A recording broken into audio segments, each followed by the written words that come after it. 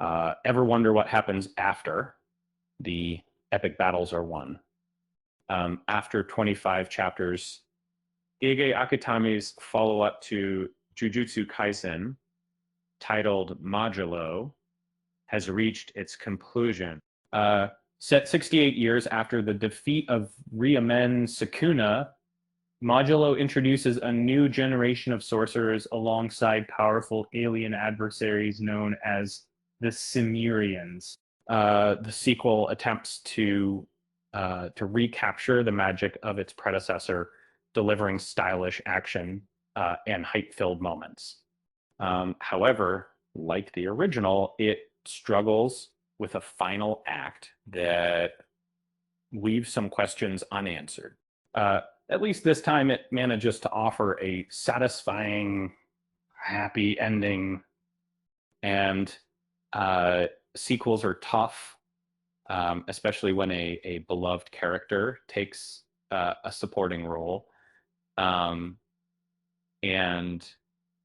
Jujutsu Kaisen Modulo face the challenge of meeting expectations and addressing criticisms from the original series. Bringing back Yuji Itadori as an ageless guardian was a risky move, but it paid off.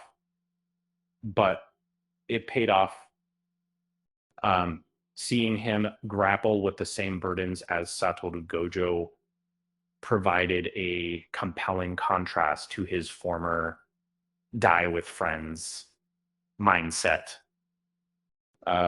His displays of jujutsu sorcery were as impressive as ever. Of beyond UG characters like Yuka and Shuradio Katsu, that successors to Maki Zenin and Yuta Tatsu proved to be talented fighters and welcome additions to the cast. New faces like Deborah and Maru, alongside returning favorites like Nobara and Panda, added depth and charm. Visually, Modulo surpassed its predecessor objects. Illustrator Yuji Iwasaki elevated Gege Akutami's character designs, creating stunning double-page spreads. However, even beautiful art can't fully compensate for structural flaws. Ultimately, Yuji helps mediate the conflict between the Simurians and Earth's sorcerers, ushering in a new era of peace. It's a heartwarming finale, but something feels missing, echoing the sentiments some fans had about the original JJK ending. Now that Modulo is complete, its strengths and weaknesses are clear. The sequel leaves many ideas unexplored.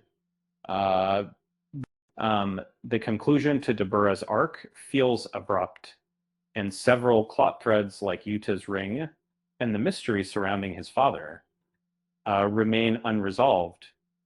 And, Mari's resolution to a world-altering crisis feels too convenient to say.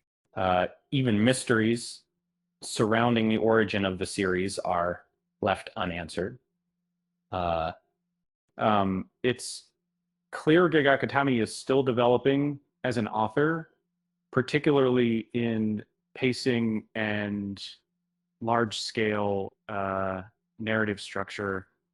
However, the building blocks of a good story are present. And with a few tweaks, the sequel could have delivered the payoff fans craved. Despite its flaws, the Modulo expands the JJK lore and leaves room for future projects. It provides much needed follow-up for the original cast, exploring characters like Yuta, Maki, Hikari, and Panda.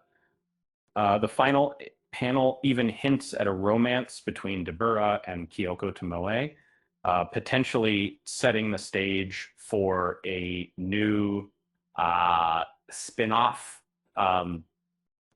These characters could easily carry their own stories, and the sequel's ending suggests Akutami may return to the JJK universe in the future.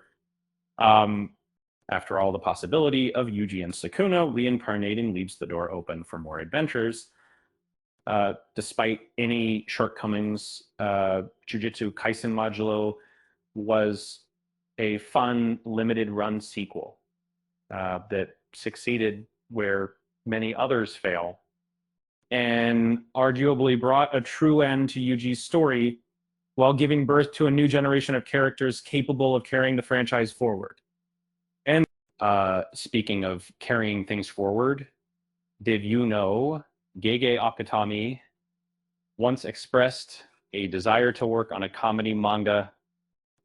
Perhaps we'll see a lighter side of the author someday. With that said, thanks for watching, and until next time.